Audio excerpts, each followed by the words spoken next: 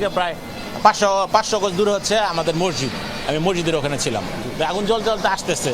তাই আমি বলছি আগুন জ্বলতে জ্বলতে আসতেছে, কোথায় পড়ে না পড়ে আমি ওইভাবে বুঝতে পারিনি। এখানে তো শব্দ শুনে আমাদের ইমাম সাহেব বললো যে বিমান পড়ছে মাইলস্টোনে, তখন ধোয়ার কুণ্ডলি উঠতেছে এরকম। তো আমি ওইভাবে সিরিয়াসলি নিয়ে নেই, তো পড়তেই পারে, তো মাঠটাট অনেক কিছু আছে।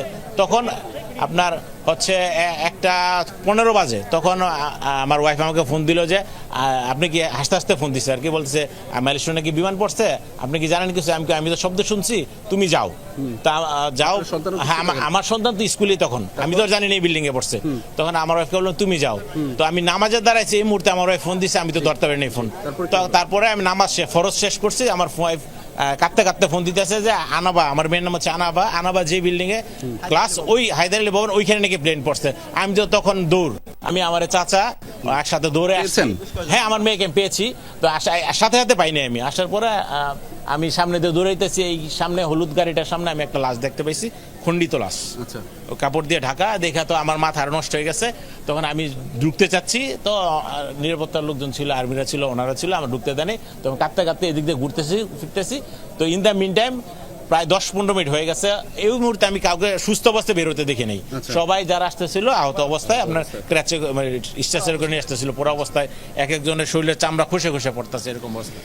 তারপর আমার মেয়েকে পাইছি আপনার ওই উপরে দোতলায় তাকান, ওইখানে গ্রিল কাটা, আর্মির লোক যে ওই গ্রিল কেটে, মেয়ে বাচ্চারা ছিল এই পাশের রুমে, 1, 2, 3 নাম্বার রুমে। আমার মেয়ে সহ আরো প্রায় 40 থেকে 50 বাচ্চা এদিক দিয়ে বের হয়েছে। আমাদের কাছে দেখে অনেক অনেক দ্রুত আর্মি ক্যাম্পটা ঠিক এই বিল্ডিংটাতে খুব দ্রুত মুভ করছে, ফায়ার সার্ভিস আসতে পারে না।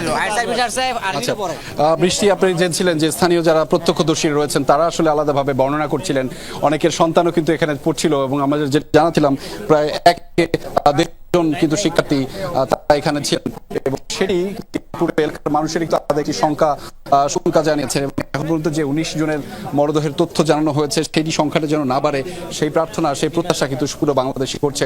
তবে যারা প্রত্যক্ষদর্শীরা কিন্তু বর্ণনা করছিলেন, যারা এখান থেকে বের হয়েছেন, প্রায় 1 থেকে 150 শিক্ষার্থী পর সবাই কিন্তু কোনো না কোনোভাবে দগ্ধ হয়েছেন, কোনো না কোনোভাবে আহত হয়েছেন। ফলে সেই যে আহতের সংখ্যা কিংবা তাদেরকে আহত হওয়ার পরে যে উদ্ধার কার্যক্রম, সেটির পরপরই নিকটস্থ যে সমস্ত হাসপাতালগুলো রয়েছে সেই হাসপাতালগুলোতে পাঠানো হয়েছে, এবং অনেকের কাছে আবেদন জানানো হয়েছে, যে নিরঙ্কুশভাবে আবেদন জানানো হয়েছে যে সেই যে আহত যারা রয়েছেন তাদেরকে তাদের চিকিৎসার জন্য বিভিন্ন গ্রুপের রক্তের প্রয়োজন, বিশেষ করে নেগেটিভ গ্রুপের রক্তের প্রয়োজন, সেটি সরবরাহ করবার জন্য স্থানীয় অধিবাসী এবং সাধারণ মানুষের কাছে আহ্বান জানানো হয়েছে। একই সাথে ঢাকা মেডিকেল এবং বার্ন ইনস্টিটিউটেও কিন্তু অনেককে নেওয়া হয়েছে, স্থানান্তর করা হয়েছে। আমরা দেখতে পাচ্ছিলাম যে এখানে ভূপতিত হওয়ার আগেই কিন্তু স্কোয়াড্রন লিডার, যিনি পাইলট ছিলেন প্রশিক্ষণ বিমানটির, তিনি আসলে আলাদাভাবে তিনি আসলে বিমানটি থেকে তিনি আসলে একটি ভবনে গিয়ে পড়েন, এবং তাকে অনেকক্ষণ পরে কিন্তু উদ্ধার করা হয়। ফলে তার যে অবস্থা, তাকে এখানে হেলিকপ্টারের মাধ্যমে স্থানান্তর করা হয়েছে, এবং আমরা কয়েকজন যারা এখানে স্থানীয়ভাবে উদ্ধার অভিযান চালিয়েছে। আপনি কি উদ্ধার অভিযান চালিয়েছেন ভিতরে? কি অবস্থা, কি দেখছিলেন একটু যদি বলতেন। আপনি একটু যদি আমাদের এখানে একটু আসেন, যে আপনার কাছ থেকে একটু শুনতে চাই। আপনি তো যেহেতু ভেতরে ছিলেন এবং আপনি সেখানে উদ্ধার কার্যক্রম চালানোতে সহযোগিতা করেছেন, কি দেখছিলেন মূলত সেটি যদি একটু বলেন আমাদেরকে। আমি ফার্স্ট মেট্রো রেল থেকে আমি নামছিলাম, আমি হাউস বিল্ডিং এর দিকে যাবো। তো আমি হাঁটতেছিলাম, হাঁটার পাশে একটা বিকট আওয়াজ পাইছিলাম। ওই আওয়াজটা পাওয়া মাত্র আমি একটু দাঁড়াই গেছি। দাঁড়ার পরে আমি দূরে এদিকে আসছি, মানুষ আসতেছে, তো এদিকে শুধু ধোঁয়া দেওয়া যাচ্ছে। পরে এখন আমি এদিকে আর ঢুকা যাচ্ছে না, পিছনে দিয়ে গেছি, যাই দেখি ওইদিকেও প্রচুর ধোঁয়া। পরে একজন জানলা আপনার গ্লাস ভেঙে বলতেছে যে ইয়ে করেন ভাইয়া, একটু পানি দেন, ভাইয়া পানি দেন। পরে বের হয়ে আমি পানি মাস্ক নিয়ে আসি ওদের সহযোগিতা করছি। পরে আমরা একটা গ্রিল ভাঙিয়ে, ওই রাজমিস্ত্রির যে হামার ছিল আর কি, ওই হামার দিয়ে ওই পাশে একটা গ্রিল ভেঙে পরে আমরা ওই আপনাদের ফায়ার সার্ভিসের ভাইদের সাথে আমরা সহযোগিতা করছি, ওদের পানি দেওয়া, খাওয়া, ট্যাঙ্ক, স্লাইন যা যা দেওয়া লাগে আমরা সহযোগিতা করছি আর কি, যতটুকু পারছি। হ্যাঁ, ফার্স্টে আমরা দেখছি 15 থেকে 20 জনকে নিয়ে গেছে, আর বড় যাদের বয়স্ক কিছু দেখলাম 7-8 জন ফার্স্টে নিয়ে ওনাদেরকে রিক্সা ভ্যানে যা যেভাবে পারছে ওনাদেরকে নিয়ে চলে গেছে। আর কিছু আমরা তো কে মৃত কে অসুস্থ কে ওটা দেখি না, জাস্ট নিয়ে যাচ্ছে এইভাবেই দেখছি, যে উনি জীবিত আছে কি বা অসুস্থ ওটা আমরা বুঝি না, নিয়ে গেছে। প্রায় 20-25 জন প্রথমে নিয়ে চলে গেছে। এ পর্যন্ত। আজ আমরা রুমে দেখছি সব একদম পানি হয়ে গেছে। আর কিছু বাচ্চাদের বই সংগ্রহ করছি, ওই আমরা লাইব্রেরিতে জমা দিছি ওই নামগুলো আর কি ইয়ে করার জন্য। বৃষ্টি আসলে দেখছিলাম এখানে আসলে প্রায় 1 থেকে 150 শিক্ষার্থীরা অবস্থান করছিলেন, যাদের ব্যাগগুলো এবং প্রথম থেকে তৃতীয় শ্রেণী পর্যন্ত শিক্ষার্থীরা তারা এখানে অবস্থান করছিলেন, আর যাদের ব্যাগ এবং জুতা এখনো পড়ে আছে। তবে এই যে উদ্ধার কার্যক্রম, আপনি থাকুন, আরো বেশ কিছু প্রত্যক্ষদর্শীর সাথে যদি সম্ভব হয় আপনি কথা বলুন। আমরা আরেকজন সহকর্মী আছেন শাকিল হাসান, আমরা একটু দেখে আসতে চাই শাকিলের কাছে নতুন করে কোনো আপডেট আছে কিনা। শাকিল, এই ধ্বংসাবশেষ যেই সরানোর প্রক্রিয়া কিংবা উদ্ধার তৎপরতা সেটি তো এখনো চলছে, আপনি একটু আমাদেরকে জানাবেন সেই প্রক্রিয়া আসলে কত দূরে গেল। আমরা যেমনটি শুনলাম যে হয়তো ধ্বংসাবশেষের নিচে কেউ আটকা থাকলেও থাকতে পারে, আপনি কি আপডেট আছে আপনার কাছে? দর্শকদের একটু নতুন করে জানান শাকিল।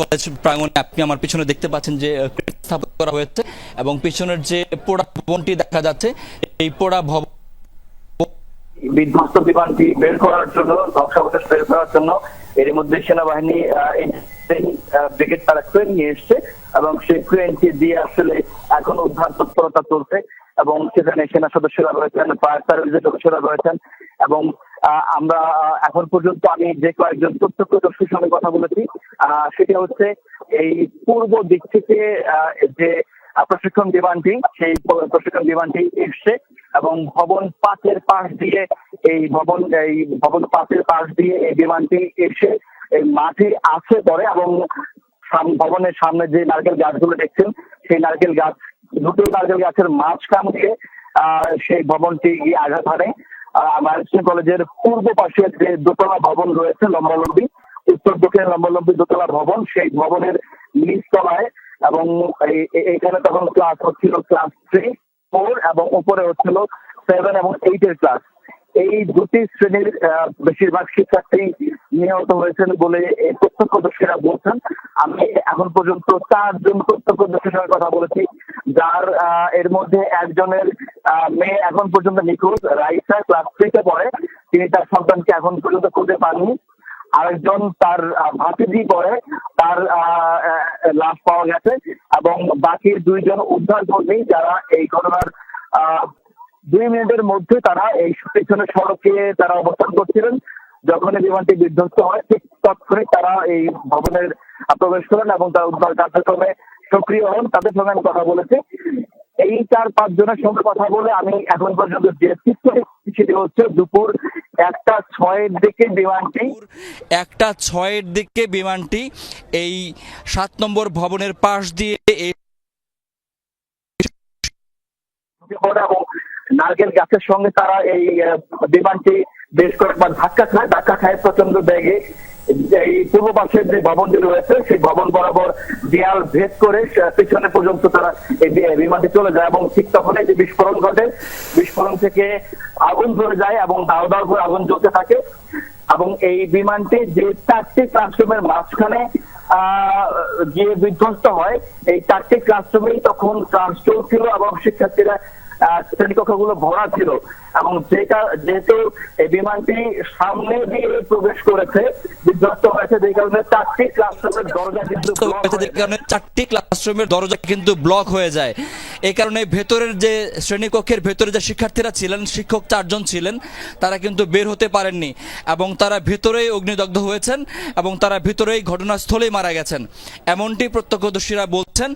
আর বাকি যারা অন্যান্য পাশের শ্রেণীকক্ষগুলোতে ছিলেন তাদেরকে উদ্ধার করা হয়েছে, তাদের অনেকেই নানাভাবে অগ্নিদগ্ধ হয়েছেন বা তারা আহত হয়েছেন। তাদেরকে পরবর্তীতে ফায়ার সার্ভিস, সেনাবাহিনী সহ অন্যান্য উদ্ধারকারীরা এসে তাদেরকে উদ্ধার করে হাসপাতালে পাঠায়।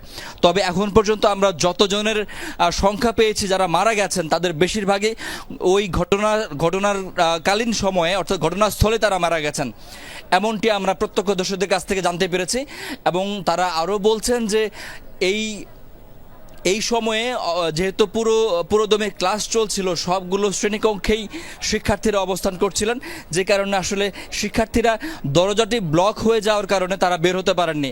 উদ্ধারকর্মীরা এসে পরবর্তীতে তারা তারা ওখান থেকে দরজা এবং জানলার গ্রিল ভেঙে তাদেরকে সেখান থেকে উদ্ধার করে নিয়ে আসা হয় এবং যে কারণে বেশি শিক্ষার্থীকে যারা এই 4টি ক্লাসরুমের বেশি শিক্ষার্থীকে এখান থেকে বের করে নিয়ে আসা যায়নি। আপনি দেখতে পাচ্ছেন যে এই কলেজটির ওপর দিয়ে আসলে বিমানের রুট, এখানে শাহজালাল আন্তর্জাতিক বিমানবন্দর রয়েছে এবং তার পেছনেই আসলে এয়ারফোর্সের বেইস এবং যে বেইস থেকে আসলে এই প্রশিক্ষণ বিমানগুলো বের হয়। একটি ঘনবসতিপূর্ণ শহরের ঠিক মাঝখানে এই কলেজটি এবং এই কলেজের ঠিক ওপর দিয়ে এই বিমানের রুট রয়েছে। ঠিক 1:06 মিনিটে কিন্তু এই দুর্ঘটনাটি ঘটে এবং দুর্ঘটনাস্থল ঘুরে এসেছি আমি। সেখানে রীতিমতো ধ্বংসাবশেষ রয়েছে এবং যে বিমানটি বিধ্বস্ত হয়েছে একটি প্রশিক্ষণ বিমান বাহিনীর এবং সেটির কোনো অংশ আসলে আস্ত নেই। আমি পুরো জায়গাটি ঘুরে দেখেছি, বিমানটি পুরো বিধ্বস্ত হয়ে সেখানে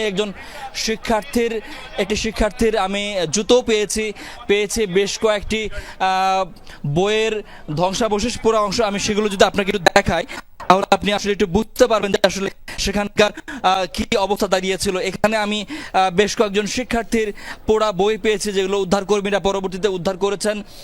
আমি নামগুলো কারণেই বলছি না, সঙ্গত কারণেই বলছি না, কারণ তাদের ফ্যামিলির সদস্যরা হয়তো আতঙ্কিত হবেন। আমরা পরবর্তীতে এগুলো উদ্ধারকারী সংস্থার কাছে হস্তান্তর করেছি এবং উদ্ধারকর্মী যারা ছিলেন তারাও পরে এগুলো সংগ্রহ করেছেন। আমরা প্রায় 9 জন শিক্ষার্থীর বই আমরা উদ্ধার করেছি। যে ভবনটি, যে ক্লাসরুমের ভেতরে আসলে এই বিমানটি আসলে গিয়ে বিধ্বস্ত হয়েছে, একজন শিক্ষার্থীর জুতো আমরা এখানে পেয়েছি এবং সেখান